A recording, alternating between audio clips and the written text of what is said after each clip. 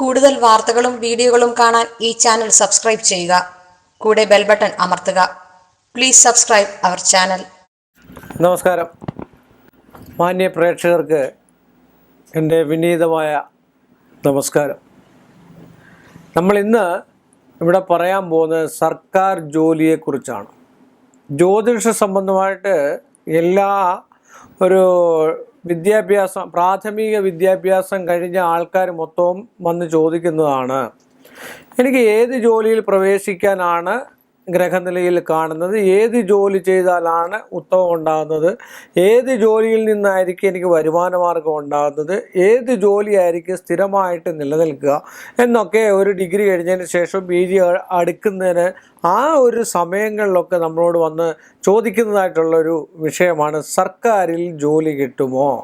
എല്ലാ ആൾക്കാർക്കുള്ള സർക്കാർ ജോലിയാണോ, ഞാൻ വിദേശത്ത് പോകുമോ അല്ലെങ്കിൽ നാട്ടിൽ തന്നെയാണോ ജോലി ചെയ്യുന്നത്, മറ്റ് ജോലി കിട്ടാനാണോ സാധ്യത, ഇതൊക്കെ സാധാരണ സർക്കാർ ജോലി കിട്ടാവുന്ന നമ്മുടെ പൊതുവായിട്ടുള്ള കാര്യം ചില അനുഭവത്തിൽ നിന്നുള്ള ഒരു ജ്ഞാനം കൂടാണ്. കാരണം എന്താ വെച്ചാൽ വിശാഖ നക്ഷത്രത്തിന് പൊതുവേ സർക്കാർ സംബന്ധമായിട്ടോ അർദ്ധ സർക്കാർ സംബന്ധമായിട്ടോ ജോലി ലഭിക്കാനുള്ള സാധ്യതാവസ്ഥയുള്ള ഒരു നക്ഷത്രമാണ് വിശാഖ നക്ഷത്രം. എന്ന് പറഞ്ഞ പോലെ തന്നെ തിരുവാതിര നക്ഷത്രത്തിനും ജോലി ലഭിക്കാൻ സാധ്യതയുള്ള നക്ഷത്രമാണ്.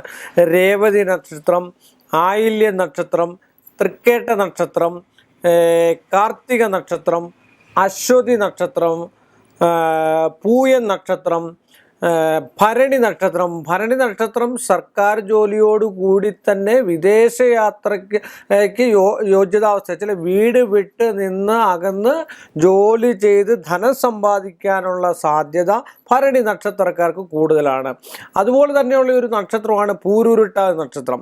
ടെക്നിക്കൽ വ്യവസ്ഥയിൽ വെച്ചാൽ ടെക്നിക്കലായിട്ട് എന്തെങ്കിലും വർക്ക്ഷോപ്പ് അല്ലെങ്കിൽ എൻജിനീയറിങ് അല്ലെങ്കിൽ കമ്പ്യൂട്ടർ സയൻസ്, BTech ഇങ്ങനെയൊക്കെയുള്ള വിഷയങ്ങളിൽ സർക്കാർ തലത്തിലുള്ള അവസ്ഥാന്തരം ഉണ്ടാകുവാനും ഒക്കെ ഉള്ള യോഗമുള്ള ഒരു നക്ഷത്രമാണ് പൂരുരുട്ടാതി നക്ഷത്രം.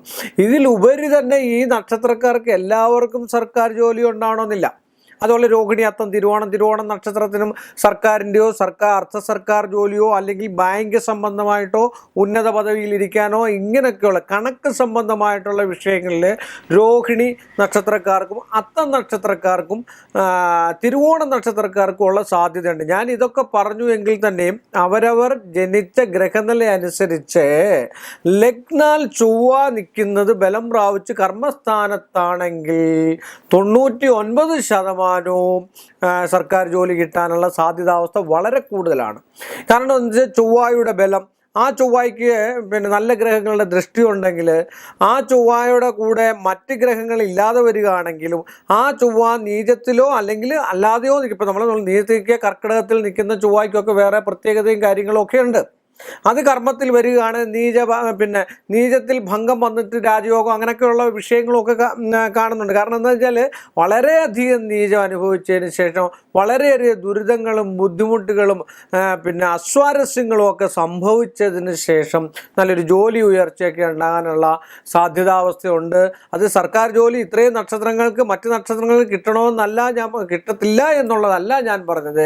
പക്ഷേ എങ്കിൽ സർക്കാർ ജോലി കിട്ടാനുള്ള സാധ്യതാവസ്ഥ ഗ്രഹനിലയിൽ ലഗ്നാല് 10ാം ഭാവത്തിലെ ചൊവ്വ, ചന്ദ്രലഗ്നാൽ 10ലെ ചൊവ്വ, മറ്റ് ഗ്രഹങ്ങളുടെ ദൃഷ്ടി ഉണ്ടാകുക, ലഗ്നത്തിൻ്റെ ആയിട്ടുള്ള അംശകങ്ങളുണ്ട്, നവാംശകം, ദ്വാദശാംശകം, ദശാംശകം എന്നൊക്കെ വെച്ചാൽ 9 കൊണ്ട് ഭാഗിക്കുന്നതിന് നവാംശമെന്നും 30 കൊണ്ട് ഭാഗിക്കുന്നതിന് തൃശാംശമെന്നും 12 കൊണ്ട് ഭാഗിക്കുന്നതിന് ദ്വാദശാംശമെന്നും അംശകങ്ങളുണ്ട്. അപ്പോൾ അംശങ്ങളൂടെ കൂട്ടിക്കലർത്തി ആ ഭാവചിന്താഗതി നമ്മൾ നോക്കിക്കഴിഞ്ഞു കഴിഞ്ഞാൽ ഗ്രഹനില പ്രകാരം 10ാം ഭാവം കർമ്മസ്ഥാനം എങ്ങനെയാണോ നിൽക്കുന്നത്, ഏത് ഗ്രഹത്തിൻ്റെ യോഗമാണോ അല്ലെങ്കിൽ രാജയോഗമാണോ, ഇങ്ങനെയൊക്കെയുള്ള വിഷയങ്ങൾ വരുമ്പോഴാണ് സർക്കാർ സംബന്ധമായിട്ട് പഴയ കാലത്ത് രാജകൊട്ടാരത്തിൽ ജോലി ലഭിക്കുക അല്ലെങ്കിൽ ശ്രീപത്മനാഭൻ്റെ ജോലി കിട്ടുമെന്നായിരുന്നു പറയപ്പെടുക.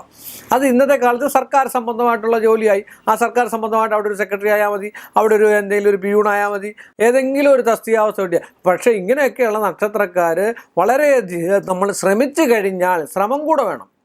ജോത്സ്യൻ അല്ലെങ്കിൽ കലേഷ് കുമാർ സാർ പറഞ്ഞു ഇന്ന സംഭവം ഇന്ന ആൾക്കാർക്കൊക്കെ ജോലി കിട്ടും, തിരുവാതിര നക്ഷത്രത്തിന് ജോലി കിട്ടും, പൂയം നക്ഷത്രത്തിന് ജോലി കിട്ടുമെന്ന് പറഞ്ഞ് നമ്മൾ വീട്ടിലിരിക്കുന്നതൊന്നും ഒരു കാര്യമില്ല.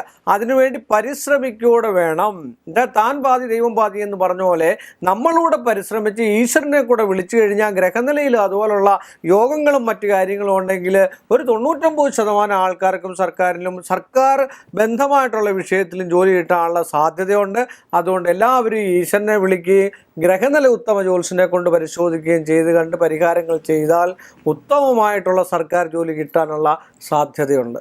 കൂടുതൽ വാർത്തകളും വീഡിയോകളും കാണാൻ ഈ ചാനൽ സബ്സ്ക്രൈബ് ചെയ്യുക. കൂടെ ബെൽ ബട്ടൺ അമർത്തുക. Please subscribe our channel.